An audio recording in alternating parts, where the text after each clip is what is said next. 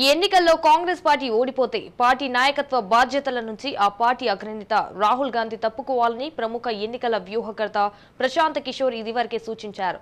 రాహుల్ గాంధీ తప్పుకొని మరో నేతకు అవకాశం కల్పించాలని అన్నారు. రాజీవ్ గాంధీ చనిపోయినప్పుడు పివి నరసింహారావుకు సోనియా గాంధీ బాధ్యతలను అప్పగించారని, అదేవిధంగా రాహుల్ వ్యవహరించాలని చెప్పారు.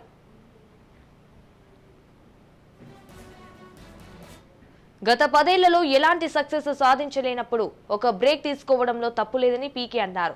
బాధ్యతల నుంచి తప్పుకొని మరొకరికి 5 ఏళ్ల పాటు అవకాశం ఇవ్వాలని చెప్పారు.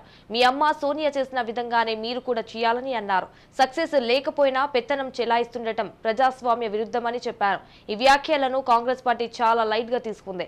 కాంగ్రెస్ పార్టీ అధికార ప్రతినిధి సుప్రియా శ్రీనాథే మాట్లాడుతూ కన్సల్టేట్లు చేసి వ్యాఖ్యలపై స్పందించాల్సిన అవసరం లేదని అన్నారు. రాజకీయ నాయకులపై మాట్లాడితే బాగుంటుందని, కన్సల్టేంట్ల గురించి ఏం మాట్లాడతామని ప్రశ్నించారు.